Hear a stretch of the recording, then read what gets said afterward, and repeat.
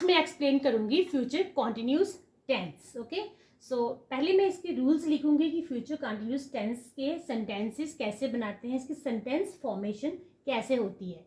सो इसके से पहले हम लिखेंगे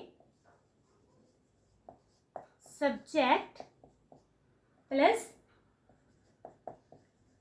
will be plus will be और shall be. Will be use करेंगे या फिर शैल बी हम इसको इसमें यूज करेंगे, plus fourth form of verb plus object. Okay, so verb की फर्स्ट फॉर्म प्लस आईएनजी को हम वर्ब की फोर्थ फॉर्म बोलते हैं, प्लस इसमें ऑब्जेक्ट यूज करेंगे। नेक्स्ट हम इसका सेंटेंस लिखेंगे, the words will be flying in the sky. द words will be flying in the sky। Okay, so ये है फ्यूचर कॉन्टिन्यूस टेंस। सब सेंटेंसेस हम कैसे बनाते हैं, इसकी जो सेंटेंस फॉर्मेशन है वो कैसे होते हैं, कैसे बनते हैं। सो इसके रूल्स हैं, सबसे पहले सब्जेक्ट यूज होगा, विल बी और शैल बी। हम एक यूज करेंगे, विल बी लगाएंगे या फिर शैल बी का यूज करेंगे। After that fourth form of verb plus object. और फोर्थ फॉर्म ऑफ वर्ब किसको बोलते हैं, वर्ब की फर्स्ट फॉर्म प्लस आईएनजी को ही हम वर्ब की फोर्थ फॉर्म बोलते हैं। और सेंटेंस में देखो, द वर्ड्स इसका सब्जेक्ट है, विल बी हमने हेल्पिंग वर्ब लिखा, फ्लाइंग इसका फोर्थ फॉर्म ऑफ वर्ब है, fly plus ING.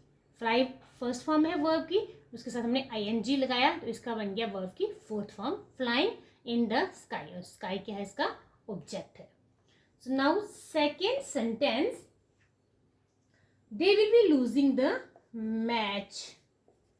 They will be losing the match. Negative sentence, अब मैं इसके नेगेटिव सेंटेंसेस बनाऊंगी। Negative sentence in future continuous. So first हमने क्या करना है, इसमें नॉट का यूज हम करेंगे, विल नॉट बी और shall not be.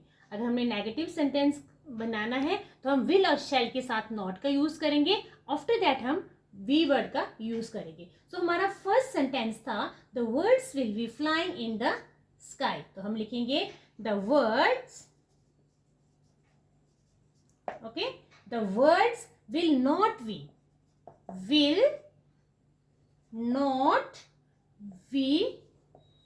flying in the sky।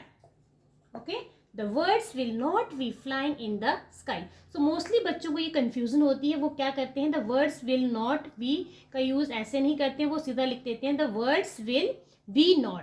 वो देखते हैं कि यहाँ आपको जो सेंटेंस फॉर्मेशन में रूल्स लिखवाए थे, विल बी शैल बी लिखवाया था, तो वो सीधा विल बी नॉट कर देते हैं और शैल बी नॉट कर देते हैं, ये सेंटेंस रॉन्ग होता है। सो आपने क्या करना है, will not B shall not be लिखना है, तब आपका नेगेटिव सेंटेंस बनेगा, the words will not B flying in the sky. Okay, so will not B लिखना है, ना कि आपने विल वी नॉट लिखना है। सो मोस्टली बच्चे ये मिस्टेक करते हैं, विल वी नॉट, तो आपने लिखना है विल नॉट।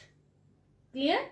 सो नेक्स्ट है, नेक्स्ट सेंटेंस मैंने आपको लिखवाया था, they will be losing the match. So negative में हम इसको चेंज करेंगे, दे will not be losing the match.